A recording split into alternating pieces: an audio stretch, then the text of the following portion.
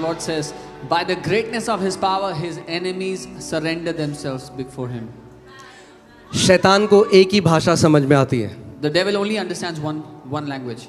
उसके अंदर कोई दया नहीं है. He has no mercy. Bible कहती है उसको जगह मत दो. The Bible tells us, do not give him any space. यानी हम उसे जगह दे सकते हैं. That means we can give him a place in our life. और अगर आप उसे जगह देंगे, And if you will give him any place वो in your life, घुसपैठिया है. he is an encroacher. वो घुसपैठ करते करते अंदर आता जाएगा और उसका एक ही उद्देश्य आपके जीवन में, वो है मारना और नाश करना. He is an encroacher. He will keep on encroaching, and he only has one purpose, and that is to destroy and to kill. और वो केवल एक भाषा समझता है. And he only understands one language. वो है परमेश्वर की सामर्थ. And that is the power of God.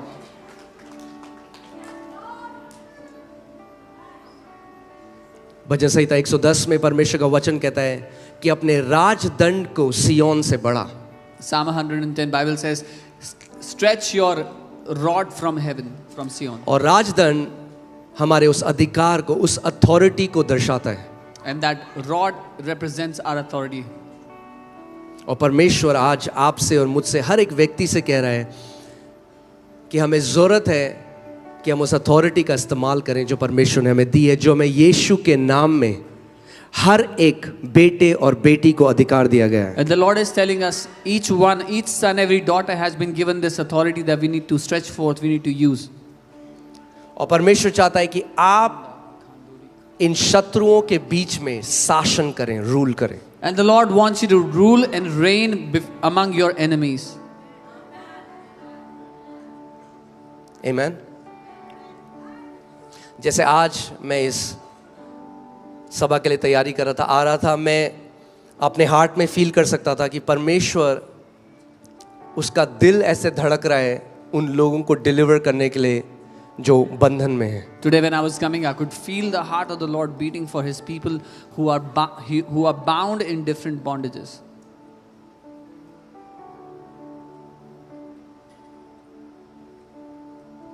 कलीसिया केवल वो जगह नहीं जहाँ पे हम एक अच्छा संदेश सुनते हैं. Church is not just a place where we hear a good sermon. Bible बताती है there shall be deliverance in Zion. The Bible says, सियोन में छुटकारा होगा. There shall be deliverance in Zion. सियोन में छुटकारा होगा. And Zion is the prophetic picture of New Testament church. और सियोन एक भविष्यवाणी की तस्वीर है नई वाचा की कलीसिया की. यानी अगर आप उस एक्सपेक्टेशन के साथ कलीसिया आते हैं, डिलीवरेंस, हर बार आप डिलीवरेंस को ले सकते हैं जब आप भूखे और प्यासे और एक्सपेक्टेशन के साथ आते हैं. That means every time you come to the church with that expectation, you can receive deliverance, you can receive freedom every time you come to the church.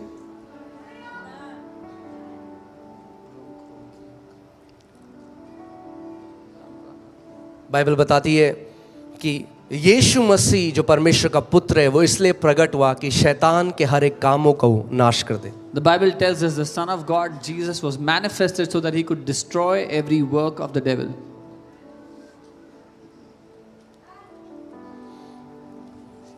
और आज जब हम लोग गुड फ्राइडे मना रहे हैं, And today when we are celebrating the Good Friday, हम सच में जानेंगे कि ये गुड फ्राइडे एक मेमोरियल सर्विस नहीं है जो हम लोग रोएं कि यीशु मसीह मर गया. we will truly learn how this Good Friday is not a memorial service that we should cry that Jesus died. अगर आप रोते हो If you cry कि यीशु मर गया that Jesus died, तो आप इग्नोरेंट हो. then you are ignorant. Memorial service नहीं है, ये सेलिब्रेशन सर्विस है. Come on. This is not a memorial service, this is a celebration service. हम रोने के लिए नहीं इकट्ठा हुए यहाँ पे, We have not gathered to cry together. हम सेलिब्रेट करने के लिए We इकट्ठा हुए have हैं. gathered to celebrate together. क्योंकि आज के दिन, Because this is the day, this is the day death died. ये वो दिन है जब मृत्यु मर गई. This is the day death died. ये वो दिन है जब मृत्यु मर गई.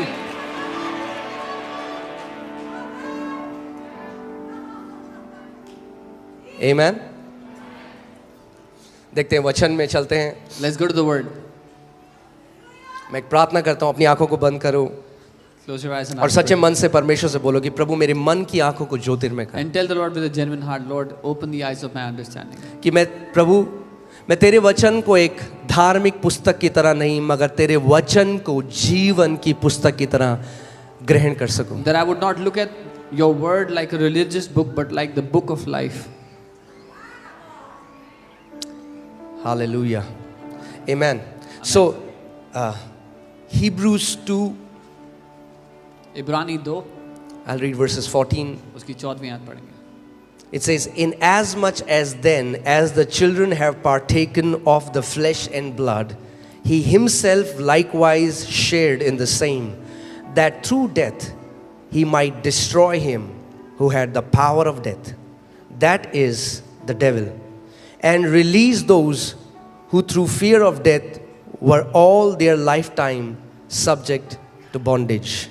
और 14वीं आयत से इसको हम देखते हैं, इसलिए जबकि बच्चे मांस और लहू के भागी हैं, तो वह आप भी उनके समान उनका सहभागी हो गया, ताकि मृत्यु के द्वारा उसे, जिससे मृत्यु पर शक्ति मिली थी, अर्थात शैतान को निकम्मा कर दे, और जितने मृत्यु के भय के मारे जीवन भर दासत्व में फंसे थे उन्हें छुड़ा ले।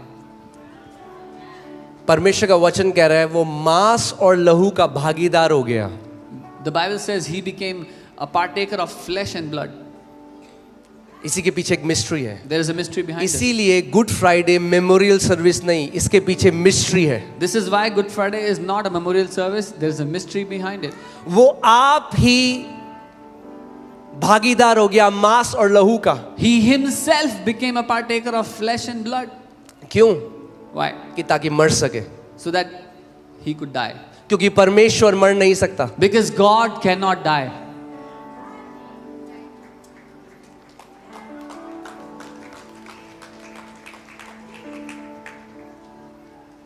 और जो अज्ञान लोग हैं वो कहते हैं कि देखो वो क्रूस में से अपने आप को नहीं बचा सका। And the ignorant people say, see, he could not save himself from the cross. फिर से लगा उसको, उसमें लिखा है so that through death he might destroy him who had the power of death. और यहाँ लिखा है ताकि मृत्यु के द्वारा उसे, जिसे मृत्यु पर शक्ति मिली थी, अर्थात शैतान को निकम्मा कर दे। वो परमेश्वर देह धर कर आया, और जैसे हम लोग मांस और लहू के सहभागी हैं, वचन कहता है जैसे बच्चे, उसके बच्चे मांस और लहू के सहभागी, वो भी मांस और लहू का सहभागी हो गया कि मृत्यु के द्वारा उसको नाश कर दे जिसके ऊपर मृत्यु की सामर्थ्य थी। That God became flesh and blood, like his children he became flesh and blood, so that by partaking in flesh and blood he can destroy him who has the power of death, that is devil. Amen. शैतान के पास अब आपके जीवन के ऊपर मृत्यु की सामर्थ नहीं है। The devil no longer has the power of death against your life. वो डिसाइड करने वाला नहीं है अब कब आपको मारेगा। Now he is not the one deciding when will someone die.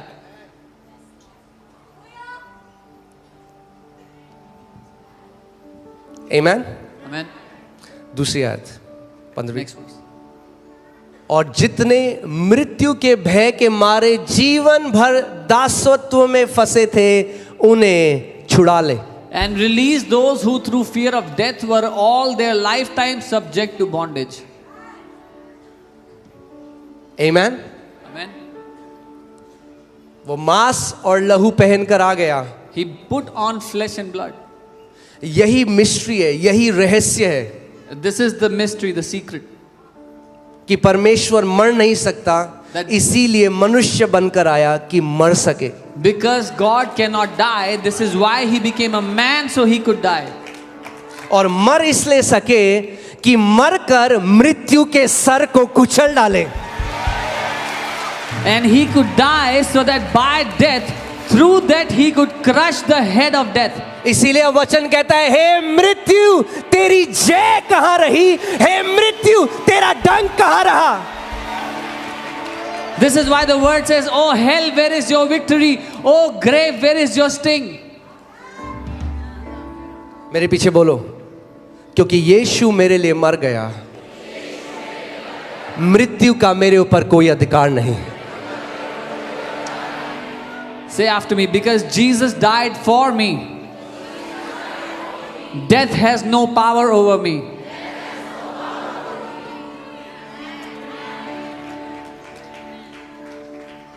डंक नहीं रहा, There is no more sting.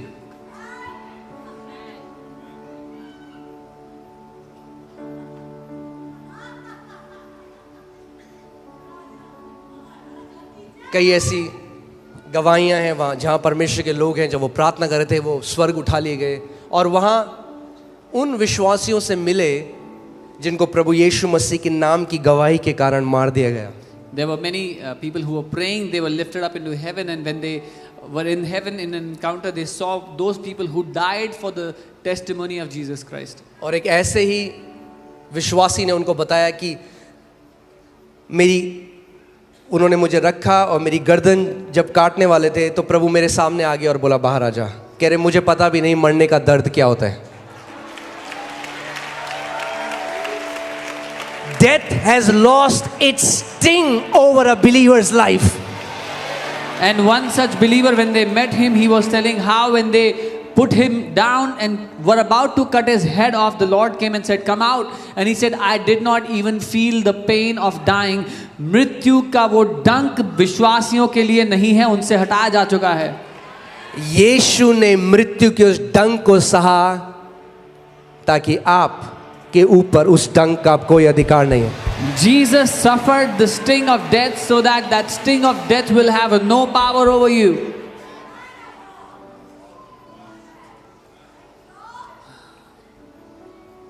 Amen. In a twinkling of an eye, जब एक विश्वासी घर जाता है वो प्रभु की उपस्थिति के सामने है। आंख झपकते, पलक झपकते ही, when a believer goes home, he is with the Lord. Hallelujah. Isn't this good news? क्या ये अच्छी खबर नहीं है? इसीलिए तो ये गुड फ्राइडे है। This is why it's Good Friday.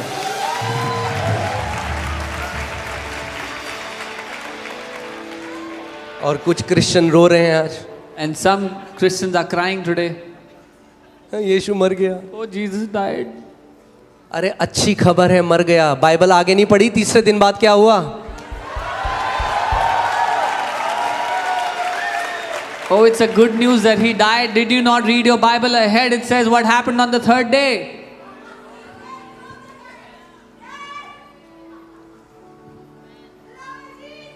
Amen. अपने पड़ोसी को बोलो, पड़ोसी मृत्यु का अब आपके ऊपर कोई अधिकार नहीं। Tell your neighbor, death has no power over you.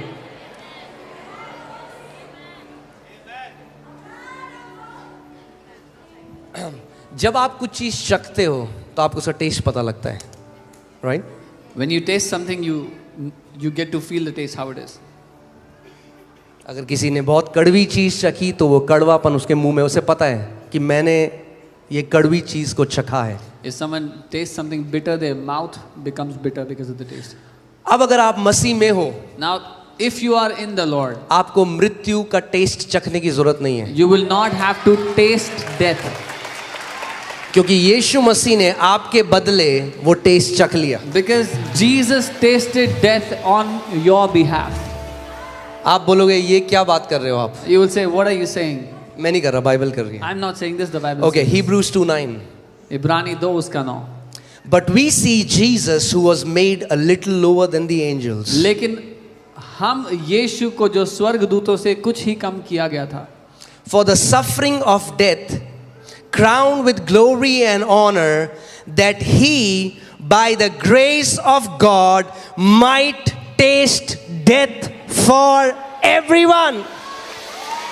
मृत्यु का दुख उठाने के कारण महिमा और आदर का मुकुट पहने हुए देखते हैं, ताकि परमेश्वर के अनुग्रह से वह हर एक मनुष्य के लिए मृत्यु का स्वाद चखे।